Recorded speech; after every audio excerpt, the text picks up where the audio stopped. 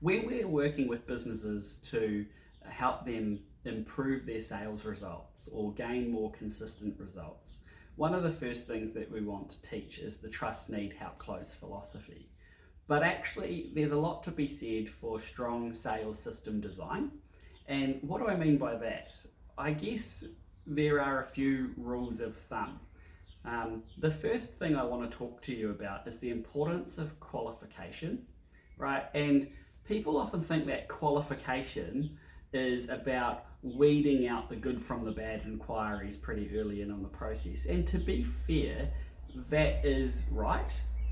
You should understand who your ideal customer is and have systems in place to have natural conversations with them early in on the process to determine whether or not you're going to be a good fit for them, and just as importantly, whether or not they're going to be a good fit for you.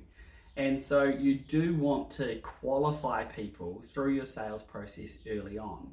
And if you think about a sales system like a funnel, the things that you use to entice people to make an inquiry, and then the steps that you walk through as you narrow them down towards being a purchaser of your product or service, then there are qualification techniques that need to happen. In your lead generation systems like websites or flyers, you should actually tell your customers the ideal type of person to inquire, or the ideal type of person who should be buying from you, so that they can self-qualify. The second thing you need to understand about qualification is it's not just necessarily about qualifying based on whether or not they can buy from you.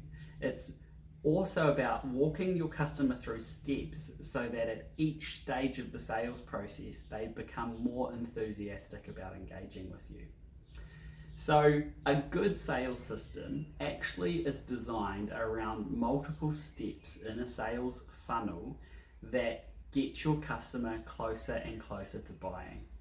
And there has been plenty of research to support that multi-stage sales processes are more effective at closing deals than sales processes that work off the cuff and try to get one call closes, right? So in fact, most customers need to have 7 meaningful interactions with you before they are comfortable being asked to buy, right? So that's 7 meaningful interactions. What do I mean by the word meaningful? Well, what I really mean is 7 interactions with your customer that they would perceive as helpful to them in their decision-making process, educative to them as they learn about what's right or wrong in terms of the things that they need to look for in their purchase.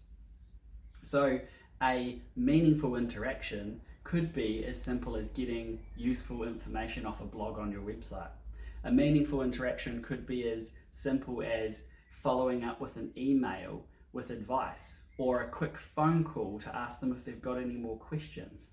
Whatever it looks like in your sales funnel, my suggestion is that you map out your sales process and ask yourself, if this is a relatively big deal for my customer, do I have at least 7 meaningful touches in my sales process that not only help me qualify whether or not they can and should be buying from me, but at each step of the process makes them more inclined to want to buy from me in the first place?